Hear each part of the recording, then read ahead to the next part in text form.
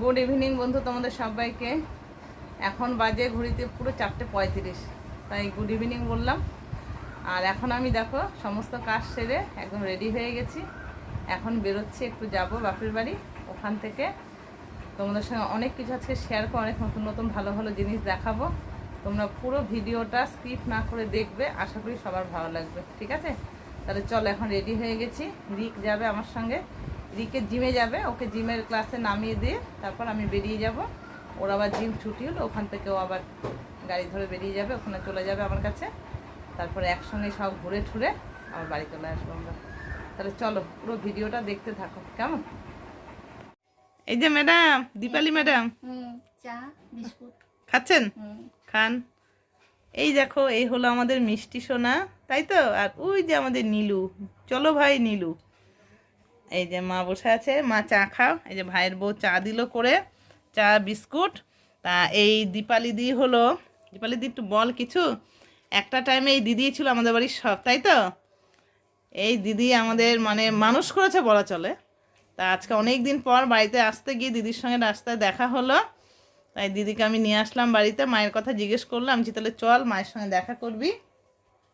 নিয়ে আসলাম দিদিকে বাড়িতে। খুব ভালো লাগছে অনেক দিন পর দিদিকে পেয়ে। তা আমার ভাইয়ের বউ আবার চা করে নিয়ে এসছে, তা চা দিল, এখন আমরা চা খাচ্ছি। চা খেয়ে কোথায় যাব দিদি বলো, বল কোথায় যাবি বল। হ্যাঁ, মঠেই তো সবাই এখন, বল। চল তাহলে খাওয়া দাওয়া কর, সবাই মিলে ঘুরে আসি, কেমন? ঠিক আছে, নে খেয়ে নে। দীপালি দি, একটা কথা বল ঠিকঠাক করে। আমি জানি না তোর কেমন লাগবে, আমার ভালো লাগে। চাটা তুই কেমন খাচ্ছিস বল। চাটা খুব সুন্দর হয়েছে। এই যে আমাদের চা করার আসল ম্যান হলো এ। ওর লিকার চা ভালো হয় না, দুধ চা যা করে না, দারুণ। তোমাকে একটা চায়ের দোকান খুলে দেবো আমি ভাবছি, দিয়া চা বালি। ঠিক আছে, তুমি কি ইচ্ছুক? ঠিক আছে, দীপালি দি প্রতিদিন চলে আসবে সকাল সন্ধে এই যে চা বালির চায়ের দোকানে চা খেতে। ঠিক আছে,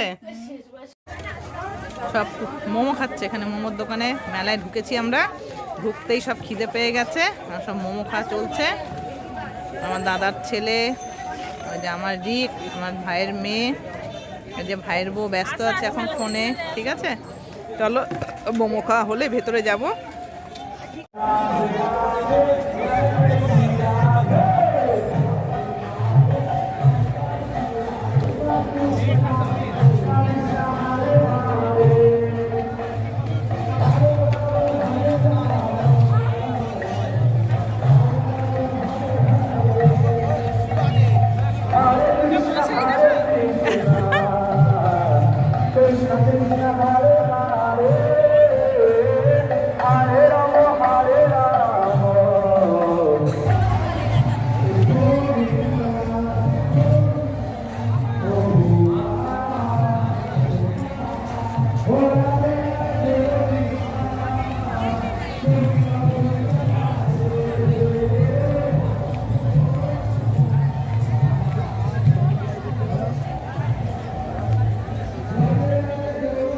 এইদিকে রান্না হচ্ছে, তাই না রিয়া?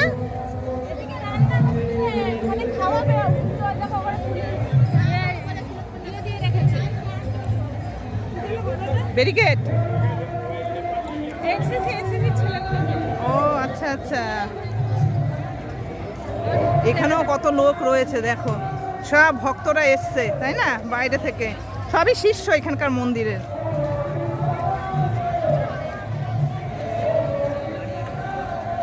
বাবা দেখে হাঁটো, মশারি টানিয়ে রিফিউজির মতো। হ্যাঁ,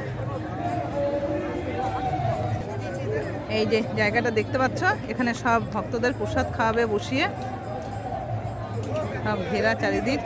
কিন্তু এখন রান্না, হ্যাঁ ওই দিকে না রান্নাটা, ওই দিকে রান্না আসে, বড় বড় কড়াই দেখলে মাথা নষ্ট হয়ে যাবে। কিন্তু আগে সব খোলা ছিল, ঢুকতে দিত, এখন ঢুকতে দিচ্ছে না। সমস্ত জায়গার সিকিউরিটির ব্যবস্থা করেছে।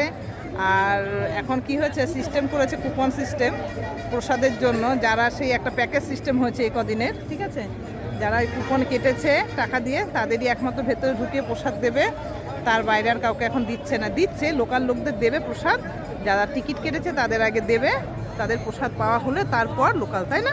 তাই তো রিয়া, এরকম তো সিস্টেম এবার। আগে কিন্তু এই সিস্টেমটা ছিল না, এখন এটা এবছর দেখছি নতুন হয়েছে।